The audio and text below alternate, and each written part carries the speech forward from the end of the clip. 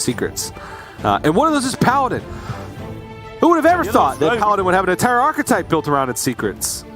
Rogue didn't even have secrets back in the day. That was tongue-in-cheek, yeah. I get it. Yeah, well, Cora's on the design team now, so Paladin's going to get like 3 secrets per set, because she was like the originator of the secret Paladin in the first place. Yeah.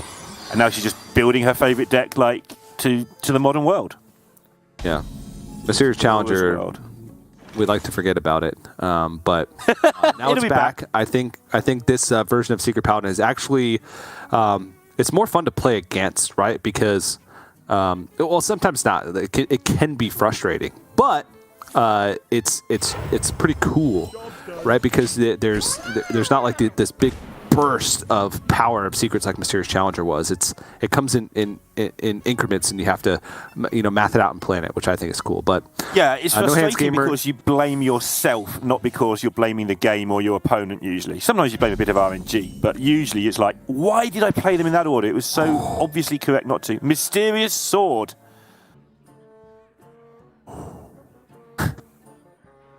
Is he just going to load up? He's loading up. Is he just going to kill him? He's just going to kill him. No Hands is just going to kill DreadEye in 2 turns. That's like nearly a 2-turn lethal set. That's 14 damage.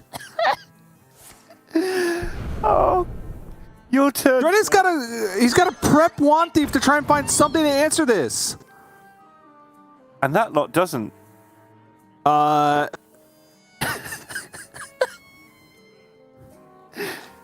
And if he doesn't do it this turn, the sword can fetch a Yogg, or Noble Sacrifice can block the minion, depending how No Hands wants to set it up. All right. The plan is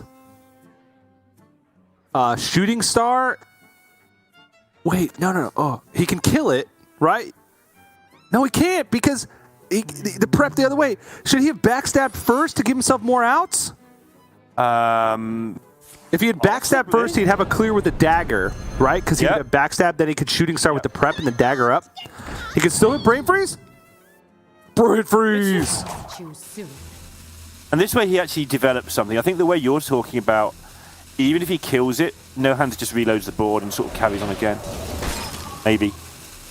This was riskier, but it's bigger payoff. It's also a lot of resources used, and this is not an all-in aggressive deck like that turn 1, turn 2 play may have led you to believe. This deck tops out with Onyx Mage Scribe, Tyrion Forging, Alex Straza Lifebinder. Even if you get through the early game, it's still difficult to beat this deck, even if it goes a little bit later. It has a lot of reach as well. It's got Underlight Angling Rods. I guess it doesn't have Hammer of the Naru, but still with like Tyrion and Ashbringer. So what you're saying is he's done half the job with not half of the cards. By a long way. Like that was just an excess start. And now he can start playing the game properly, but with the big advantage that his opponent starts on 15 health. And no cards. Okay. Evo. Evocation. Ah. I remember that card. Yeah, see, so now No Hands is not looking like he's in the best spot. So I think he wants to play Oh My Yogg first. So that way he pulls out whatever secret this isn't, which I believe is Avenge, currently active. That would make sense. Oh, nope. He just wants to hero power. He wants to make sure that he plays 2 minions so that Avenge will always be activated. I like that. And also, just holding back on the attack. Oh, it's Galloping Savior. Okay. It's Galloping Savior, sorry. I didn't see that he had a Galloping Savior in his deck. I thought he just played two Noble Sack instead of Galloping Savior, but he does play 1 Galloping Savior, so.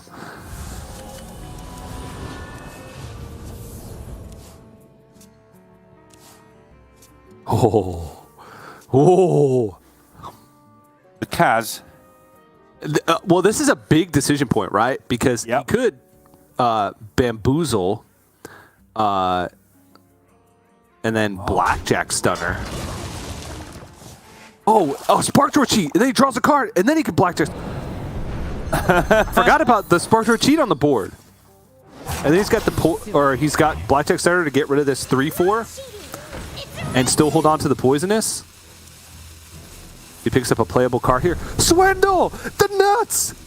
Don't let the door hit you. That's a ridiculous turn. Your 3/4 horse is just no match for my complete nonsense turn. And yeah, I was tricked by Kazakhstan. I'd have blown that one. This is obviously so much better when you see the board state.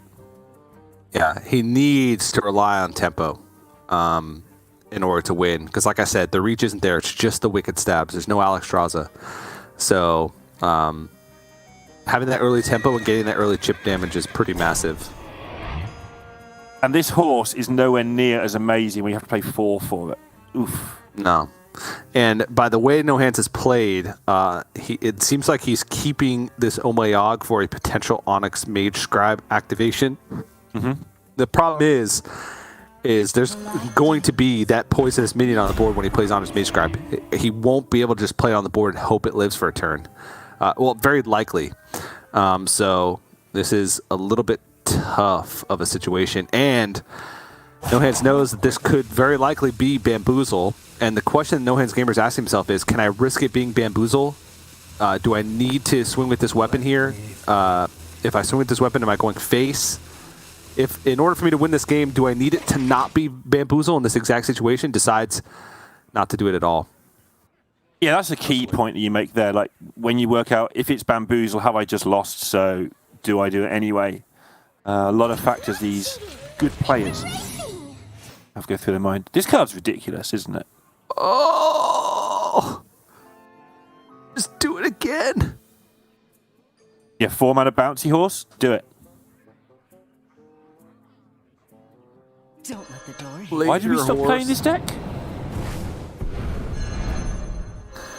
Well, when you don't hit,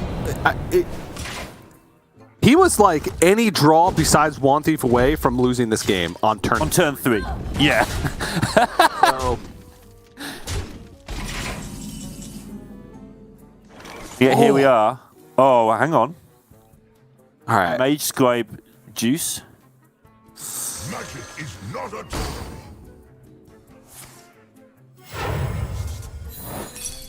Just 4 cards for the price of 1. Seems good. He needs Like you best pointed spells out. in the history of spells right now. Yeah, that poison that you pointed out, the ambusher, is just a problem. I don't know what that even does. He got the combo! Oh, the bamboozle into the poisonous minion! Ah, it's so sick! Kind of. But he's dead. Yeah, apart from the part where he dies, that was a really good he's idea. dead. And something I like about No Hands is he finds spots to show you how good he is at the game. Yeah. Though, you know, that's going to a 5-drop, so on average he takes like 4 to 5 damage and then dies anyway. He dies if there's a Wicked Stab or any damage in hand, which I guess is just Wicked Stab. He's dead every time. So I like to play just to hold on to his 6-mana minion, but the likelihood that he wins in that situation is quite low. So DreadEye showing off the secret rogue. That deck's sick. It's actually super low because the 5 drops, there's only 2 3/3s and a 1/1. And if you hit the 1/1, it turns into an 8/8. Yeah, We know this from Jandis's because, yeah. a 5/8. Sorry, a 5/8. Why do I always say an 8/8? That's a bad habit. Yeah. If it turned into an 8/8, that'd be in every deck. Yeah, that's the clue that I'm not saying the right words. Not every deck. It's a little slow for an 8/8. 5. But yeah, so he was basically in trouble there, but still did it anyway because why not? Yeah. That was a cool game of Hearthstone, regardless of how that ended. Cool game. So, but No Hands wasn't able to get through that. He was not all in on the Crab Rider, but that was 3 cards early on. And I like the play because unless DreadEye finds an answer, which 4 damage can be quite hard to come by that early because Wicked Stabs have not ranked up. on turn 3, right? That's when he had to deal with it. And also, I mean, we saw that it really hurt him in terms of cards. He just got out of it. But a lot of the time, you kill that and you have no cards left. Not no cards, but nothing exciting to do. You've got just a load of sort of rubbish left over. But as it happens, he still has a card draw, which Rogue's entitled to do. You know, it was a calculated risk. It's entitled to go wrong sometimes. All right. Token Druid for DreadEye, and No Hands looks like he's going to be queuing up Mage. This is the Spell Mage with no deck of Lunacy, so it's essentially a burn deck because there's not crazy things that you can do. It does, by not playing deck of Lunacy, it does open you up to changing the deck around a little bit. No Hands has decided a 1 Combustion, 1 Cone of Cold, 1 Ice Barrier in that 3 slot, which is the flexible slot, and the double Ring Toss. So basically what you're trying to hit here is Incanter's Flow and Refreshing Springwar in the opening hand. And because I've been doing so much Lunacy Mage and key cards, I had no idea what to put for the 3rd card. So a Pexus Blast. There you go. Pexus Blast, of course, has been buffed because it no longer fetches Jandis. So that's a good choice, TJ. There you go. Boom. 5 drops are sick. All right. What was your initial instinct? If you had to submit, would you have had Lunacy in your deck, or would you not have had Lunacy in your deck? I would not have had Mage in my lineup, so that question is relevant. That's probably the best answer I've heard all day from anybody. I would have not played Lunacy, but I'd been probably still bringing the Mage, so yeah. So what would you have had? My lineup would have been very similar to No Hands' lineup, except instead of Mage, I would have had Face Hunter. So I would have had Weapon Rogue, Face Hunter, some type of aggressive Secret Paladin, and Token Druid. If I had had like another day, I would have, instead of Token Druid, I would have submitted like Warrior. But I really like Weapon Rogue right now, especially No Hands version. I was climbing with it a little bit over the past 2 days. Oh, nice. All right. Oh, I will say that Token Druid has had a really, really bad rap from the other casters. It's running at 47% this week. And you might think, oh, well, that's bad. That's under 50. But it's been banned more times than any other class. So many contradictions. If you're going at 47% and you're the most banned deck, you're not a bad deck. Yeah. And I assume, Neil, that this is why it is right. And this is the juice. And it's not stopping. He's got double Power of the Wild to follow this up. This is... I guess No Hands does have Combustion and Devolving Missiles, but... with that in mind, actually... With that in mind, this 3-3 should be somewhere nearer the middle. It probably doesn't make much difference. There's probably always a way to make it Combustion work, but... Something I get in the habit of doing as a rule of thumb against Mage is the bigger things somewhere nearer the middle. I don't necessarily work out exactly every time because I'm too slow-brained, but at least do that part. Yeah. True. Like how DreadEye was shaking his head like he got so unlucky with that start. Oh man, he had Combustion! And my 3 he killed 3 of my 2/2s that I had on turn 3. Yeah, the more I look at it, the more I think you should probably only have lost 2 things there, not 3. Yes. Because, yeah, you're right. Because you know that No Hands is going to ping the active Gibberling. Yes. Only a small thing. Well, I say only a small thing. It's pretty relevant in Druid, actually. I'll take that back. It's a reasonably sized thing. This card, though. Oh, the power. Okay. Those are decent hits. I think I want a Rune Door up here just to spend the mana, maybe hit Brain Freeze to try and clean up this board even more. Actually, I'm wondering what's better, if it's Flurry or Font of Power. Font of Power is more mana efficient, but I don't know if minions are more impactful or if No Hands thinks he needs to buy himself some time, potentially next turn with Flurry. Okay, Wand of Power. Inefficient, get some minions. Maybe you can fight back with those. Flame Waker is insane in this matchup a lot of times. That's just a nice little mix of minions he got anyway. Nothing spectacular, not really what he was looking for, but maybe they're too slow, actually. I thought they were okay, but maybe they're too slow. Might come down to how good this ring toss is. Well, it's going to be a while before it's corrupted.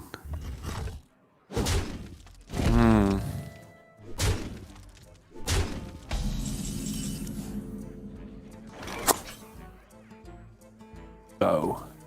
It's actually a really tough turn. So you want to start with Rune Orb, but what do you start on the 2/3 so that Wand Thief has a chance to hit shooting stars? He's going to go the other way. He's saying, kill me now, or I've got a 3/8 forever. He's going into 5. It's 10 damage. Maybe he's thinking if he does have Arbor up, he's going to trade? I mean, the 3/8's an absolute monster. If No Hands doesn't die, this keeps things under control kind of forever. And like you say, maybe he forces DreadEye to trade as well, like you're saying. Yeah, but it's a... is he going to double trade? What are you scared of if you trade? Like another combustion? Unlucky, just ignore it, yeah. He's got to kill every minion. 5 or 1, you can trade into 1, you can't do much else. You've got to Wand Thief or Rune Orb. You've got to Orb into Combustion. Yeah, or Orb into Shooting Star. Or Devolving Missiles. Yeah. Shooting Star! Oh my goodness.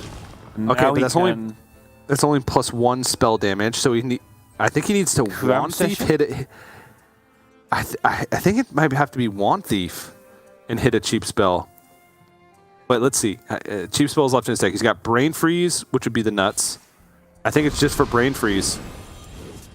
Okay, Cone of Cold, Fonted Power. Font's fine. He can, that's a clear. Clear the 3 on the right, and then he can trade into the 1 on the left. Yep. Time runs out on me. Don't aim face. It's good. That's it. But it's not it, because he's so low on health. The DreadEye has 3 face attacks as an option here. He's got that much time to hit Ice Barrier. And the Ring Toss is not corrupted. This is super hard for DreadEye, because he wants those 3 attacks to go face, but he really wants to play Gibbling and Prize Fury. But he's gone for the 3 attacks. He's going, okay, do 32. Good luck. Or find a taunt somehow. It is corrupted. Oh, he played Mizaki. It is corrupted. Oh. Yeah. So I think... Wait, is it lethal? See if he can... so if he Massacre through now, that deals 13, so he'll deal 16, and then the fireballs will then be +4 spell damage, so it'll be 10. That was a 2-turn lethal, but I think he really wanted to hit Ice Barrier to play around Guidance into like Feral Rage or He's got Moonlit Deep Amulet. That's available. Deep Freeze the face just to stop this nonsense. Yeah, well, I think based on his plays, he hit Ice Barrier. He picked fast. It's hard to tell. Yeah. Let me see. Yeah, if he's got Ice Barrier, now he's got the Flame Strike that stops any sort of extra... Yeah, Ice Barrier counterspell. And now it's great. Now his opponent has to win with minions. I think he's even conceded. Yeah, because he hasn't got minions, and that's the end of the game. Whoa! That was sick. Bold call from No Hands to play the Mizaki. Like, because Arbor up there puts you so low, but he realized that Mizaki was his only chance to clear that board because he needed to hit like Shooting Stars or Combustion from some random source like Rune Orb or something like that. Or if his opponent has Arbor up and he trades, then he has time, right? He has time to find the additional tools. There would have been less minions on board, less power on board, he'd have more health. So nicely done. The Mizaki play there was what won him the game, and I don't blame DreadEye for going face because he only plays 1 combustion in the deck. It has to be something outside of his deck that stops that damage, because if a single minion sticks, DreadEye had lethal the next turn, and it's a very difficult task to remove all those minions on board, because Prize Fury plus Hero Power would have been enough the next turn if a single minion had been left on the board, even if it was devolved into a 1/1. So a tough one to swallow for DreadEye, because I think he did play that pretty well, except for the Adorable Infestation, which may have been the difference maker. 3 health at the end. You lose yourself a 2/2 or 3/3. Actually, it's 2 health at the end. It was 2 health. But he got the first of those 3 hero powers in. And that infestation might have done an extra 2 if you positioned it correctly. It may actually have been the difference, because there was no extra cards spent to anything. Very hard to reconstruct, sort of, in my mind, 7 turns ago, but I think that might have been the difference maker. Yeah. So a lot of micro decisions there on both sides that end up making a huge difference.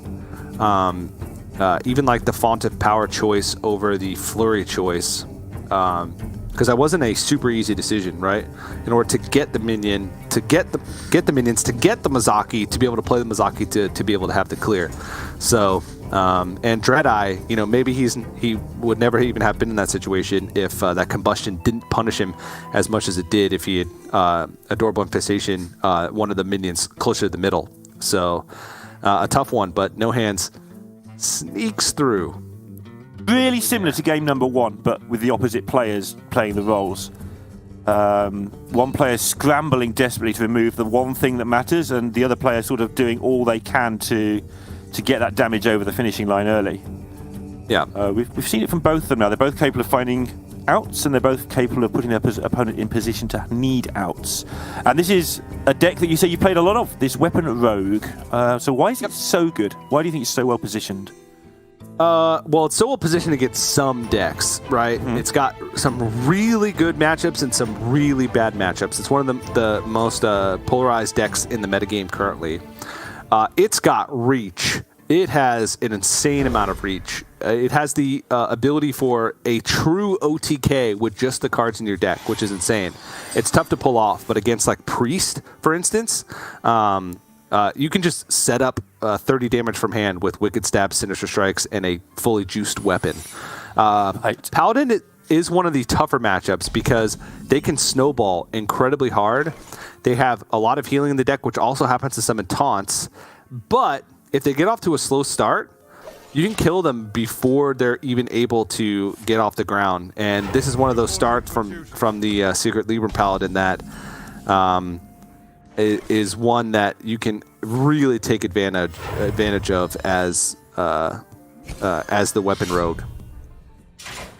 Yeah, something I found hard about this deck is the poisons. I understand how good they are. I can see they're good, but finding a space to play them, because 2 mana is not much at all. It's obviously really good, but it always feels a little bit unwieldy to be spending 2 whole mana on one of the poison spells. Yeah, but it's drawing you cards. I think the biggest misconception about the Poison Weapon Rogue right now is that you have to like throw everything to face, right, and kill them quickly. The most success I've had with the deck has actually been playing board control early on, like using weapon swings to keep the board in check and draw cards, and then going for big weapon bursts later. And the hardest part about that plan is actually like spacing out your resources to where you're not all-inning on a self-sharpening sword, because that's usually not the weapon you're going to win the game with. It's the weapon that you're trying to set the game up with, and then the Swinetooth Shank is the weapon that you're finishing the game with. I mean, you can see here there's just not enough charges on the self-sharpening sword to win the game with just that alone. But the Shank just goes forever when you get it going, right? Yep. So he's going to use this he's going to deal a good chunk of damage with it, but again, he's going to play board control in the early game, use this weapon to draw a lot of cards from his deck, get the Swinetooth Shank and have the opportunity to buff that up, and then end the game with damage. And you have so much time to do it with, right? This deck draws actually a lot of cards pretty quickly with Cutting Class, with Swindle, with Secret Passage. And the goal is really just to set up these big burst turns where you're holding your Cloak of Shadows in, buying yourself a turn, saving Coercives for those big taunts, saving the Prize Plunderers for those big taunts, and just trying to cycle through your deck so fast that you're assembling too much damage to even heal through. Yeah, this coerce is interesting because obviously DreadEye would love to save the Tail and Fordring until real emergencies, but if it's just going to get coerced, then why bother? Why not just get it down on curve and get on with your life and do what it's supposed to do? Oh. This is not what we stood for. Like this. Yep. Because it's not going to protect you like you think it is if you save it for later. Cloak of Shadows. You don't pick the ones. It's found its home as this card. Yep. I think No Hands was looking for some yoink action. Not hit any yoink action. Has to plunder, but can't protect it once it's down, so it's a one-shot only.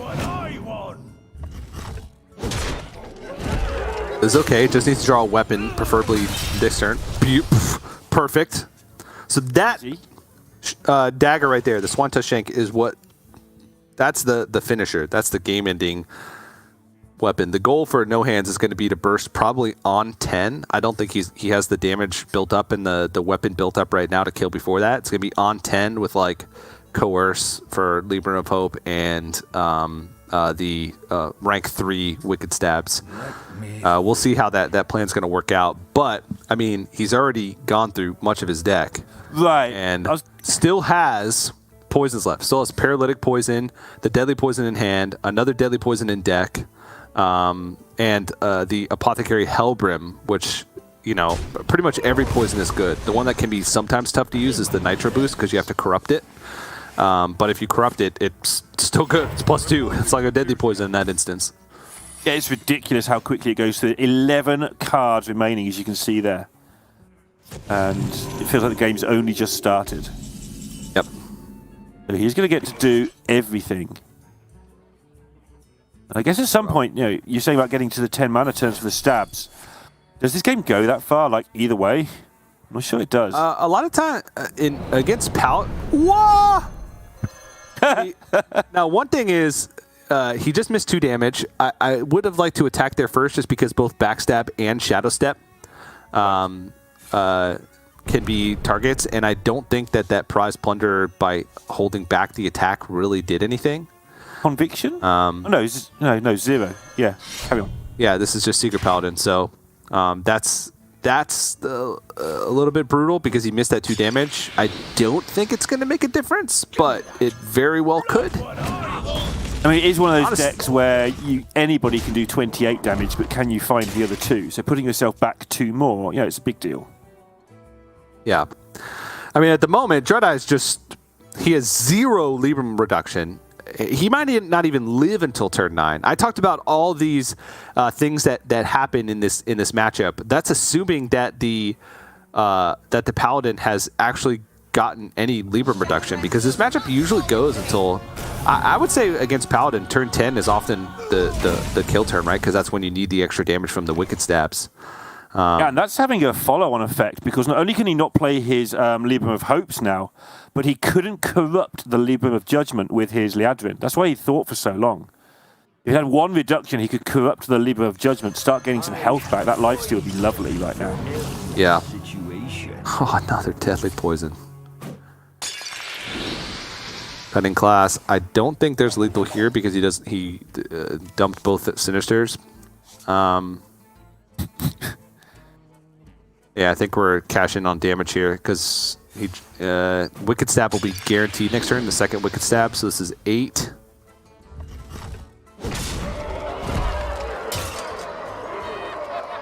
So it's not lethal just from the Wicked Stabs, but he could dig with Wandmaker. He finds Sinister Strike or Yoink. That's very likely lethal because Secret Passage guarantees that he'd be able to draw the last 4 cards from his deck if he spots a lethal. And it doesn't need to be. He might get away with it, but yeah, Libram of Hope not even coming down yet. It's like, well, what's even going on? Are you even a Paladin at all if you don't Libram of Hope by turn 8? 15 cards remaining. Not a single Aldor anything. Oh, there it is. Yeah, just one. I could play a 1/3 issue. along with his Libram. Yeah. He's dead. Only he had mana. So that was a much tougher or much easier victory, I guess, for the weapon rogue than it usually is against Libram Paladin, because you usually have to do some finessing in the later stages of the game to find the lethal. He didn't have to use a single Cloak of Shadows. He didn't have to use a single Cloak of Shadows, and he was at 20 plus health at the end of that game. Obviously, the Liadrin could have attacked and brought him down to, like, I don't know, 15, but that is perfectly safe. And just a nice, even though it was a terrible draw from DreadEye, it was just a nice display of mastery of the deck from NoHandsGamer, who didn't just shove all the damage face the whole time of the game. Right. Paced himself, played board control early, and then still was able to piece together massive damage later on in the game.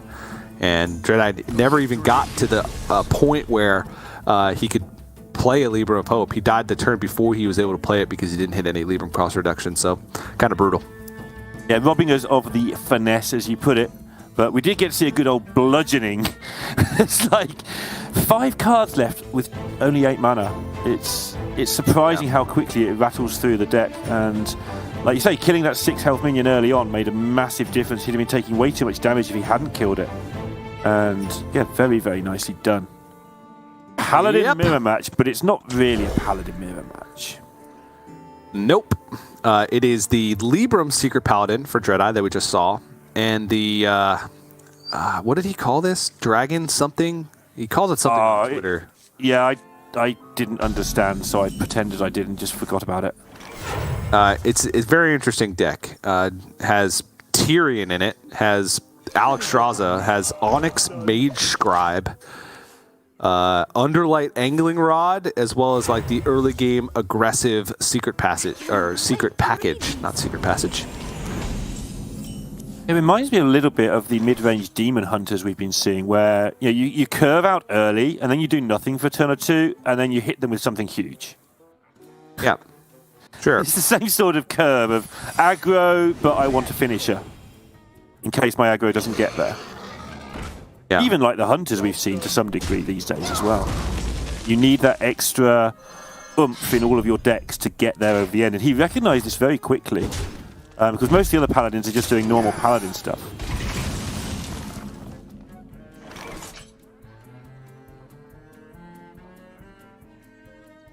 We'll fight back these brutes. So I had to look for a moment to see if there was a beast in the deck for NoHandsGamer, because I wouldn't put it past him. Right. Yeah, he's the Hellwar, but there's not. Really, really good at anything that might come of synergies. It's incredible. Yeah.